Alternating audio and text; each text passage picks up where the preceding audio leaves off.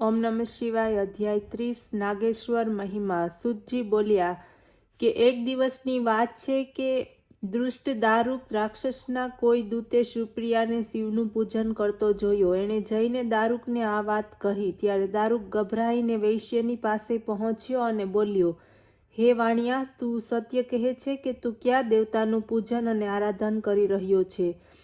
જો સાચું કહીશ તો હું તને છોડી દઈશ, નહીંતર મોતના મુખમાં ધકેલી દઈશ. એ રાક્ષસના આ રીતે પૂછવાથી એ વાણિયાએ પોતાના ભાવ પ્રગટ ન કર્યા. ત્યારે તો રાક્ષસે ક્રોધમાં આવીને વાણિયાને મારી નાખવાને માટે આજ્ઞા આપી દીધી. આ પ્રકારનું સંકટ જોઈને વાણિયો આંખો બંધ કરી સદાશિવના ધ્યાનમાં મગ્ન થઈને પ્રાર્થના કરવા લાગ્યો. હે ત્રણેય લોકના સ્વામી, હું આપને શરણે છું, મને આ સંકટમાંથી બચાવો. આ પ્રકારે એની પ્રાર્થનાને કારણે ભગવાન શંકર ત્યાં પ્રગટ થયા. સદાશિવના દર્શન કરીને પ્રસન્ન થયેલો વાણિયો એમની પૂજા સ્તુતિ કરવા લાગ્યો. ત્યારે પ્રસન્ન થયેલા સદાશિવે પોતાનું પાશુપત શાસ્ત્ર ઉઠાવ્યું અને રાક્ષસોને વિનાશ કરી દીધો. સર્વ રાક્ષસોનો નાશ થયા પછી સદાશિવ બોલ્યા, હવે આ વન હંમેશને માટે નિર્ભય બન્યું છે. અહીં ધર્મ પર ચાલનાર બ્રાહ્મણ, ક્ષત્રિય, વૈશ્ય, શૂદ્ર વગેરે વર્ણ નિવાસ કરશે. અહીં શિવ ધર્મનો ઉપદેશ કરનાર શિવ ભક્ત વધશે. અધર્મનો અંત થઈ ગયો. ત્યારે દારૂકા રાક્ષસી અત્યંત દુઃખી થઈને જગત માતા દુર્ગાની પાસે પહોંચી નમ્રતાપૂર્વક બોલી, હે ભગવતી મંગલમય, આપ કૃપા કરીને રક્ષા કરો. હું પણ આપનો વંશ તથા ભક્તોની રક્ષા કરીશ. આ પ્રકારે દારૂકા રાક્ષસીની વાત સાંભળીને પાર્વતીએ એનું આપેલું વરદાન યાદ કર્યું. પછી ક્રોધમાં ભરાયેલા ઉમાએ જોઈને પ્રસન્ન થતા શિવજી બોલ્યા, હે કલ્યાણી, હવે તમે પોતાની ઈચ્છા પ્રમાણે કરી શકો છો. શિવજીની પાસેથી આટલું સાંભળીને પાર્વતી હસ્યા અને બોલ્યા, હે સ્વામી, આપનું કથન અવશ્ય સત્ય થશે, પરંતુ યુગની સમાપ્તિ થતાં હવે અહીં રાક્ષસોનો નિવાસ હશે અને પછી શક્તિરૂપા દારૂકા જ એના પર શાસન કરનારી હશે. ત્યારે સદાશિવ બોલ્યા, હે દેવી, આપની ઈચ્છા પૂર્ણ થાય, પરંતુ હું પણ મારા ભક્તોના રક્ષણને માટે અહીં જ રહીશ.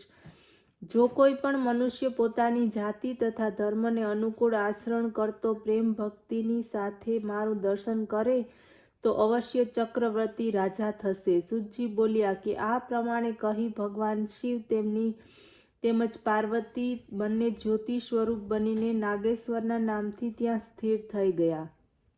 હે મુનિઓ, હવે અમે આપને વીરસેના રાજાની કથા સંભળાવીએ છીએ. એક સમયે વીરસેન 12 વર્ષ સુધી પાર્થિવ લિંગની પૂજા કરીને કઠોર તપસ્યા કરી હતી. એનાથી પ્રસન્ન થઈને સદાશિવ પ્રત્યક્ષ થઈને બોલ્યા, હે રાજા, હું તમને એક લાકડાની માછલી આપું છું, જે રાંગથી મઢી હશે અને હું પોતાના યોગથી શક્તિવાળા કરી દઈશ. એ માછલી લઈને તું પોતાની સેનાની સાથે શિબિરમાં પહોંચી જઈશ. ત્યાં જઈને મારા સ્વરૂપ નાગેશ્વરનું શિવનું પૂજન કરવું, એનાથી તમને પાશુપત શાસ્ત્રની પ્રાપ્તિ થશે. એના દ્વારા દાનવ ગણોનો નાશ કરી શકીશ. મારા દર્શનથી તને કોઈ પણ પ્રકારની કમી રહેશે નહીં. આટલું કહીને ભગવાન શંકર અંતર્ધ્યાન થઈ ગયા. એ પછી વીરસેન શિવનું વરદાન પ્રાપ્ત કરીને એમની પરમ કૃપાથી કાર્ય કરવાને માટે શક્તિશાળી બન્યા.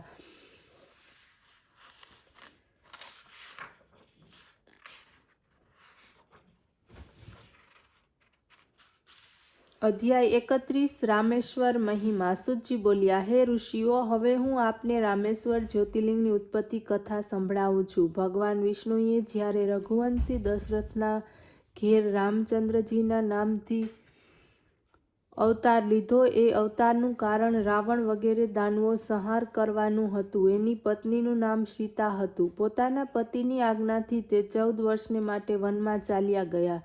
તે સમયે એમની પત્ની સીતાને માયાવી રાવણ લંકામાં ઉપાડી ગયો.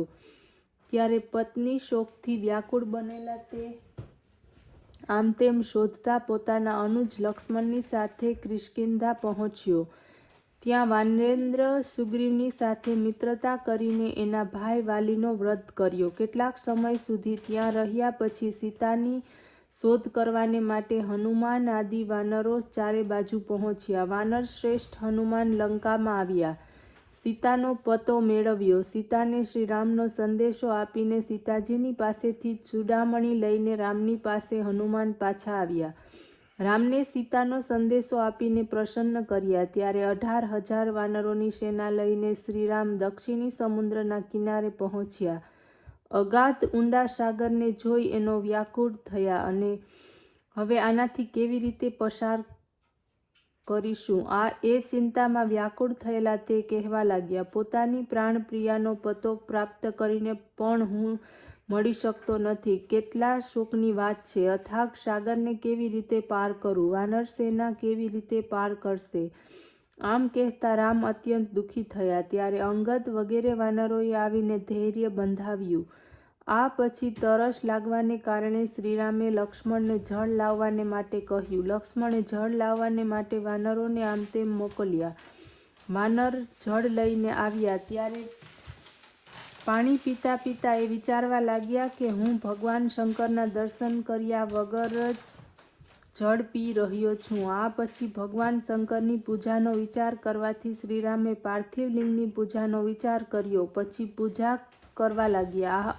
આવાહન વગેરે ષોડશોપચારથી સદાશિવનું પૂજન તેમજ સ્તુતિ વગેરે કરતા શ્રીરામ બોલ્યા, હે નાથ, હું વાનરસેના સાથે આ અથાગ સમુદ્ર પાર કરું અને ત્યાં મહાબળવાન રાવણની સાથે યુદ્ધ કરીને વિજયની પ્રાપ્તિ કેવી રીતે કરું? હે દેવાધિદેવ મહાદેવ, હું તો આપના ચરણમાં છું, મને સહાય કરો. આ સમયે ભગવાન શિવજી સંતુષ્ટ થઈને પોતાના પરિવાર સાથે જ્યોતિ સ્વરૂપ લિંગમાં પ્રગટ થયા.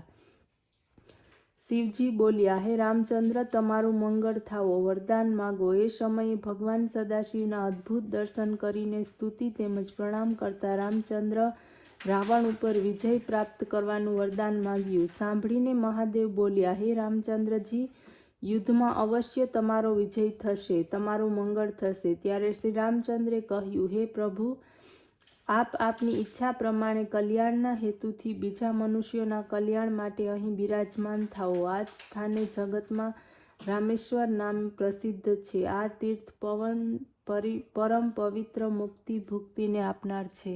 ઓમ નમઃ શિવાય.